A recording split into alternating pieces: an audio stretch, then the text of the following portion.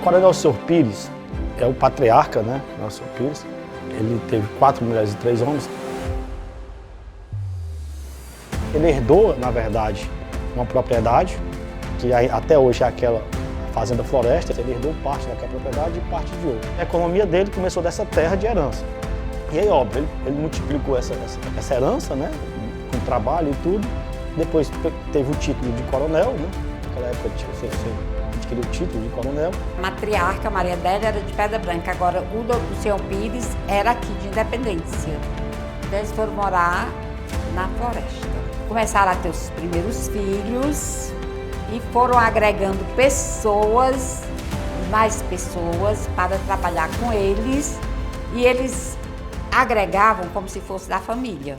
Meu pai veio deixar aqui nos anos 40, veio deixar aqui uma boiada de gado do filho do senhor Pires, que ele era comprador de gado e ia comprar gado aqui no Piauí, porque o Piauí aqui é perto, né? Quando o senhor Pires viu meu pai, muito trabalhador, era um moreninho, baixinho, muito esperto, perguntou para ele: o que você tem? Ele disse: eu só tenho 2 filhos lá no Piauí, minha mulher.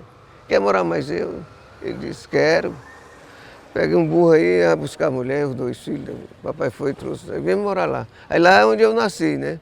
Era uma fazenda muito grande, muita gente que trabalhava. Era tão grande na época que toda semana ele matava um boi para dar comida pro pessoal, porque nessa época não tinha onde comprar carne. Eles que matavam, né? E fazia, para a semana toda eles matavam um boi, porque era muita gente trabalhando. Essa casa aqui era a casa adjunta, onde existia a bodega, o comércio, que era onde tinha o maior comércio de animais aqui da região. Era uma das fazendas que tinha o comércio mais ativo. Então toda a riqueza da cidade saía das fazendas. A cidade era praticamente isolada. O povo morava nas fazendas e só ia para a cidade aos domingos, para a feira e na época da festa da padroeira. Então, o que fervilhava no interior desse sertão aqui eram exatamente as grandes fazendas que comercializavam tudo. Quem ia para lá, quem se aconchegava lá, quem ia, ele não deixava sair tão pobre, certo? Ele sempre deixava que as pessoas criassem um pouco de condições melhores para ir viver a vida no outro canto, mas já com a base. Ele tinha grande preocupação com a questão da educação. Tanto é que ele pediu, né, em cartas, eu tenho essas cartas, inclusive escritas à mão por ele, ele mandou cartas pedindo uma escola para a Independência. E veio uma escola estadual e se instalou a escola estadual dentro da fazenda.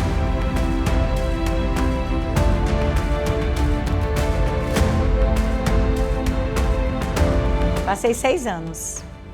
6 anos. Fui alfabetizada aqui. A gente vinha, nessa época era só o caderno, né? Não tinha livro, né? A gente vinha, sentava, a professora já estava aí passava no quadro, as atividades a gente fazia, era pouco tempo que a gente ficava, né? Era 4 horas, a gente já voltava, né?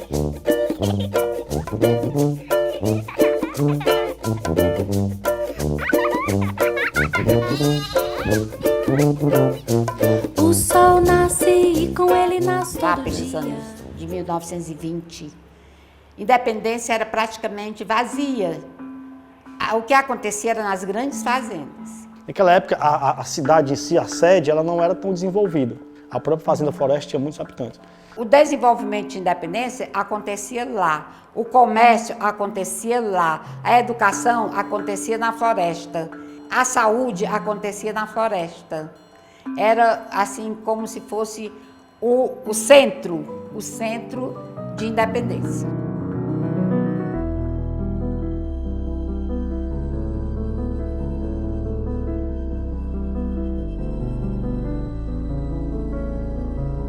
Com a morte do Coronel Senhor Pires, em 1970, veio um desejo do Senhor Pires, que ele tinha deixado escrito e tinha feito pedido ao filho, inclusive ao filho José, que foi esse desejo de deixar alguma coisa para a cidade de Independência ligada à educação. E que levasse o nome da família, né, uma forma de retribuir à cidade o que ele recebeu, né, ou seja, o que ele construiu aqui. Com a morte do José, que é esse que foi o deputado federal, ele deixou um valor, na época, acho que naquela época, em 2001, deixou um valor de 400 ou 300 mil dólares, né? E aí, para poder ser feito, a parte dele, ele deixou para poder ser feita a fundação. A jornalista Maria Inês Pires Saboia, ela deu esse terreno que era dela. E a sede da fazenda que tinha ficado para ela, porque aquela fazenda era mais de 2.000, 3.000 hectares. Então, depois, com o tempo, foi vendida para poder fazer um assentamento. Aí foi preservada apenas a sede, a tia Maria Inês doou para a fazenda, para a fundação, para fazer esse projeto.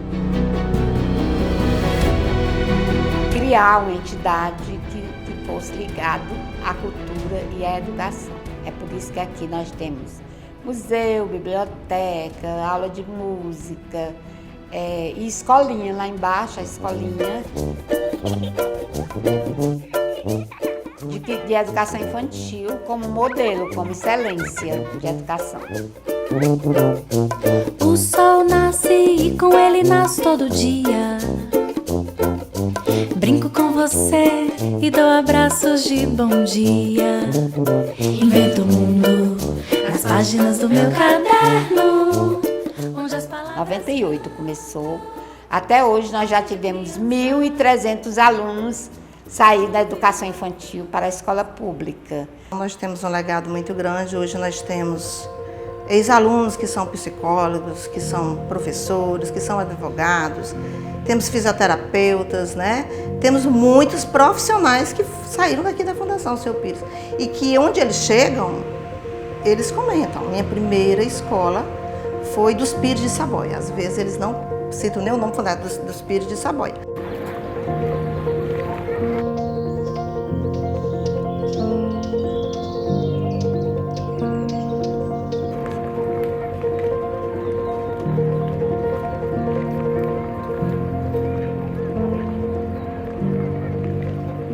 Então nós já, hoje, graças a Deus, nós já conseguimos visualizar o resultado. Que isso é o bacana da história, é você conseguir ver o resultado, né? Você conseguir ver esse resultado. Então nós já temos um resultado que a educação transforma. Pinto a alegria na magia do amor. Invento o mundo nas páginas do meu caderno. Eles não era só se preocupar em deixar as crianças na sala e nós tomarmos de conta. Eles tinham aquelas visitas. Eles chegavam, pegavam uma cadeirinha e sentavam com as crianças, conversavam, perguntavam como é que estava sendo, né, a relação professor e a criança, a família eles visitavam. E tem um legado muito grande para o próprio município, não só em termos dos ex-alunos, mas também a história da fundação, né, se espalha por todo o município. Todo mundo que chegasse na floresta tinha que saber ler, tinha que sair sabendo ler. Por isso que tinha uma escola lá. Não queria analfabetos, queriam que aprendesse a ler.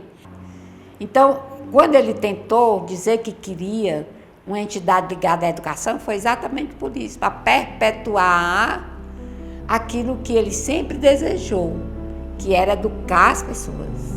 Uma pessoa que leva para dentro da sua casa várias pessoas para se formar, para estudar, só sai de lá formado. São pessoas que de uma generosidade assim extraordinária. E se você olhar um espaço desse, dificilmente vocês irão encontrar em outras cidades um espaço como esse. É na educação que deve ser ensinado sobre a cultura, para que a chama da cultura local não apague, não morra. Então ela tem que ser ensinada lá na escola. E a fundação ela percebeu isso, né? Porque foi criada através de uma escola. E hoje a fundação é digamos assim, é um patrimônio riquíssimo para o município, porque lá gera cultura. Mas a fundação é muito importante, porque eu vejo, primeira coisa, eles educam lá as pessoas humildes, né? E são muito bem cuidadas. Eu sempre participei, muito bem, faço parte lá do conselho. Eu acho muito importante. Embora seja uma escola para crianças carentes, nós não colocamos essa parte dentro da escola como nos primeiros anos. A gente tem outros critérios, como por exemplo, é filhos de pais separados, sabe? É filhos órfãos de mãe, que também criam alguma vulnerabilidade na infância, esses casos. Eu acredito que os profissionais na área da saúde, da educação, deveriam ter esse olhar voltado para a fundação e também consciente da importância que ela é para o nosso município, né? A fundação é um resumo de educação, de cuidado, de zelo, de incentivo à cultura, ao cuidado com as crianças, ao cuidado com o ambiente, ao cuidado com o espaço, com a família, que a fundação é algo extraordinário. Um orgulho muito grande de chegar aqui, pessoas e dizer, meu Deus, por que aqui tem isso e lá na minha cidade não tem, sabe? Aí eu fico assim, orgulhosa, eu sinto um orgulho de ter aqui em Independência esse espaço cultural, né? Esse equipamento que é um dos melhores aqui da região. Quer dizer, para mim é realização. E Independência precisa da Fundação Senhor Pires.